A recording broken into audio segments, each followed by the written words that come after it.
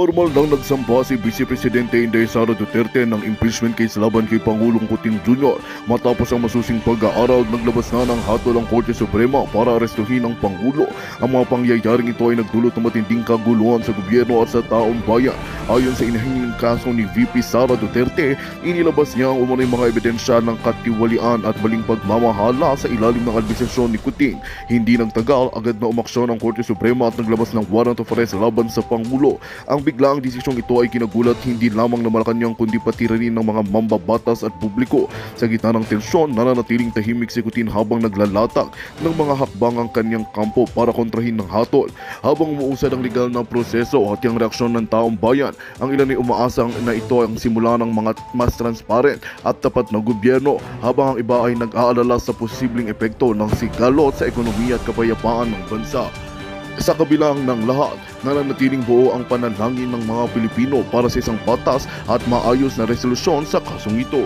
At yun nga ang balitang ating pagkakatutukan. Ngunit bago ang lahat, siguraduhin mag-subscribe at ihit ang notification bell para sa patuloy na pagtutok sa mga silip ng bagong balita sa tunay na boses ng basa.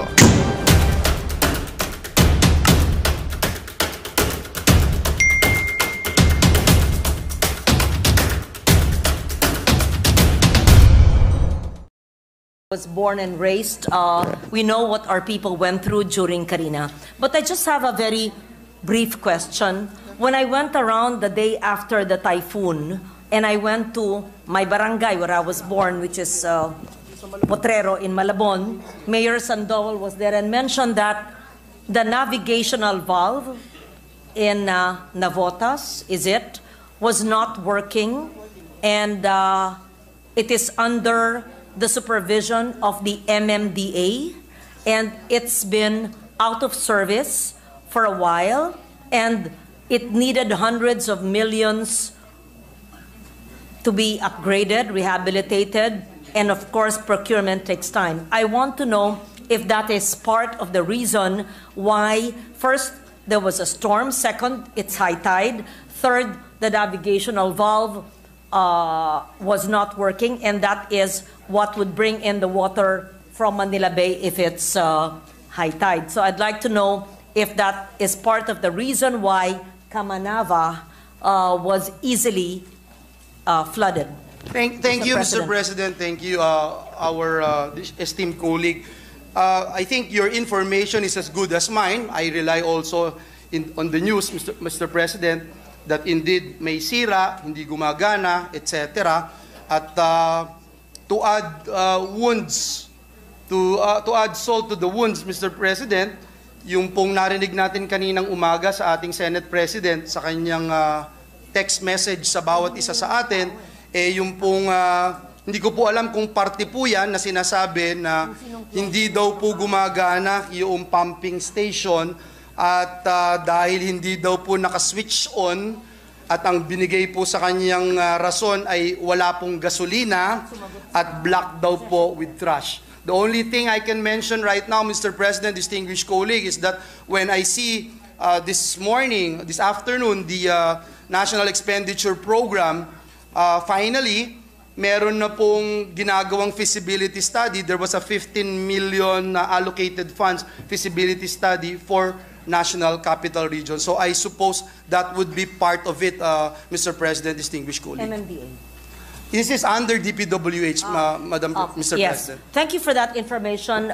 That's very quick. However, I am told that the navigational valve is under the supervision of the Metro Manila Development Authority. So perhaps we could find out again, ang Metro Manila, ano ba? Sino ba ho ang in charge nino? At ano ba ang DPWH? How do they? Yes, because every time there's a budget season, they always pass the buck, and probably during the time of the majority leader, when he was MMDA chair, he must have been in charge of it, but sometimes the taskings and the jurisdictions change. Another question, if I may answer right away your previous question, Mr. President. And again, I'm just relying on information that was given to me, Mr. President.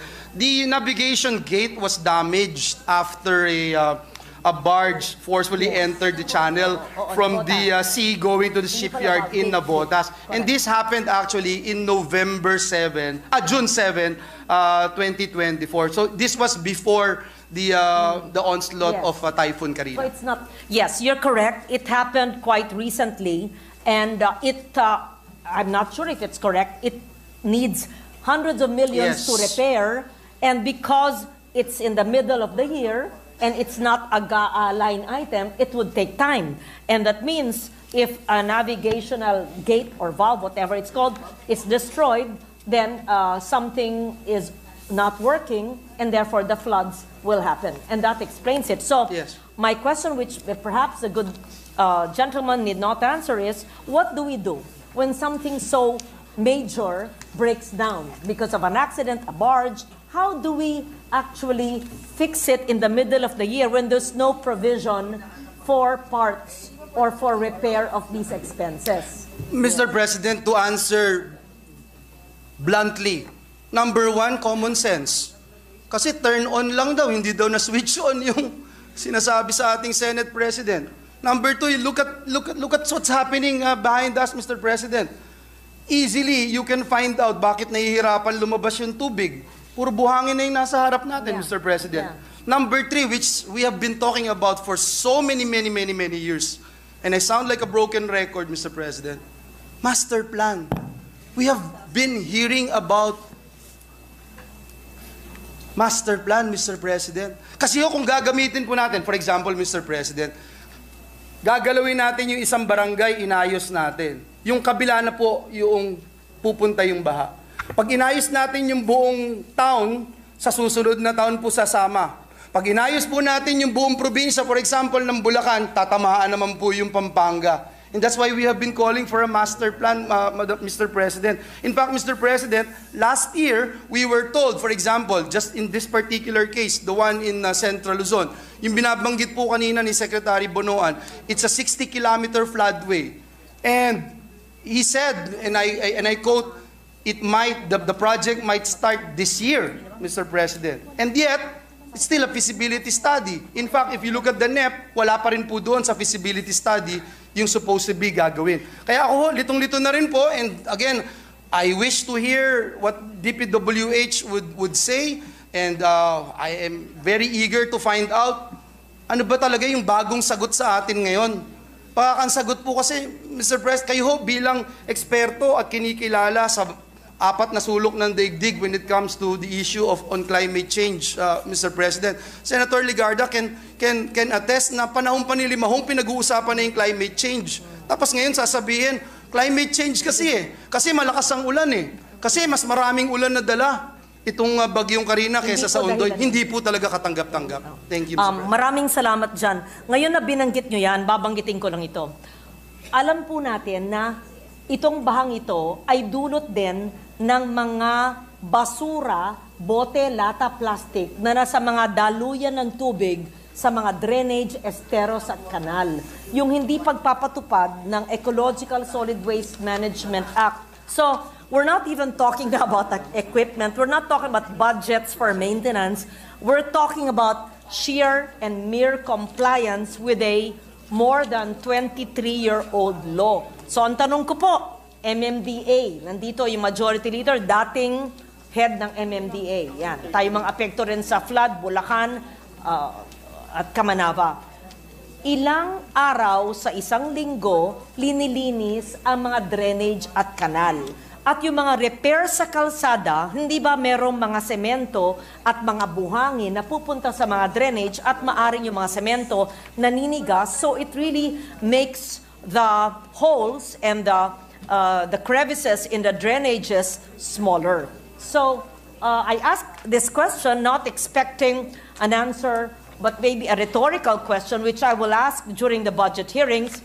How often do the agencies of government and the LGUs, and is it both MMDA and DPWH or only MMDA, should clear and clean all waterways, esteros, canals, and drainages? How often do they do it? Can they kindly give us a report? But if the former majority leader or gentleman from Bulacan would answer me, I would be so happy to have an answer. Thank you, Mr. President. I wish I could answer the question, Mr. President, but I also have a question with regard to the mandamus ruling of the Supreme Court. There was a Supreme Court ruling asking the 13 agencies of the government, Mr. President, to comply, Mr. President, with the ruling na i-clean up, rehabilitate, maging fit for swimming ang Manila Bay. Since then, Mr. President, ang tanging nakita ko na proyekto ay yung Dolomite Beach. I don't know. Including river system. You're correct. Yun nga sabi, para to be fit for swimming, yun po nakalagay. Fit for swimming, paano ka magsuswimming ho dyan? Buhanginan po. Tama po kayo. So, ang ating the unanswered questions, Mr. President, would be first, how often, or did they do it at all, clean the drainage, esteros, canals, and waterways? And second, who is responsible, MMDA and or DPWH, and whichever? And third, the maintenance of both pumping stations and navigational gate, valves, all of that. And fourth, the compliance of LGUs to the cleanup of river systems leading to Manila Bay. And fifth, the compliance of government agencies to the Supreme Court mandamus on Manila Bay. All of these questions we cannot answer now, but we hope that the agencies will be ready with the answers during the time of our budget hearings. Thank you very much, Mr. President. Just to put in the records, Mr. President, MMDA, DENR, DepEd, DOH, DA, DPWH, DBM, PCG, PNP, Maritime Group, DILG, MWSS, LUA, PPA. They were asked by the Supreme Court to give us a report, to make a report every quarter, Mr. President. So I wonder what happened to that report and what happened to our Manila Sands. Thank you, Mr. President. I see Senator Cynthia Villar raising her hand. I just want to manifest how that mandamus of Manila Bay helped our city of Las Piñas. Since I read that mandamus of Manila Bay, and that's giving 13 government agencies to help us clean Manila Bay. Of course, when you want to clean Manila Bay, you clean the river going to Manila Bay. So there was a time that there are 300 squatters in our legislated protected area. I called MMDA to remove them, and they removed because that is part of the mandamus of Manila Bay. And at the same time, I asked MMDA, DNR, and DPWH to give me personnel that will clean our river daily. And they gave me more than 100 personnel to clean our river. So there is one cleaner for every kilometer of our river, in the river and in the river drive that is passing through the river. So actually, if you call on them because of the mandamus on Manila Bay, they will help you. Thank you. Mr. President. Senator Ligarda. Mr. President. Yes, Mr. President and also our Majority Leader. Hihirit lang po ako, nabanggit yung master plan. And I have the admission of the design group in the DPWH that in fact, maraming lugar, ma'am, ang walang study in terms of long-term planning na study. Pira-piraso. Kaya yung flood control na napupundahan, hindi aligned sa anumang overall flood control program. Ang nangyayari, kung saan lang gusto ilagay yung pondo, doon maglalagay ng kung ano-anong flood control structures, wala kahit anumang basis sa engineering or sa design. Alam naman natin na may konsiderasyon na pinag-uusapan. Nung bago kaming mga congressman, marami rito, kasamahan ko na first termer noon, noong 1998, kailan ba tayo nag-umpisa? 19 kopong-kopong. Nagugulat po kami kung bakit limpak-limpak na salapi ang binibigay sa flood control, walang anuman water body, river system o baybay sa tabi. At ang sabi sa amin, hoy mga bata, huwag kayong maingay, hindi sumisisid ang COA. Malapit na ang eleksyon. I-flood control mo na lahat ng perang yan. And hindi ako nagtuturo, hindi ako nagmamalinis, pero alam po natin kung anong ibig sabihin ng consideration. At nakakabahala dahil unang-una walang master plan, nakakagulat naman yon.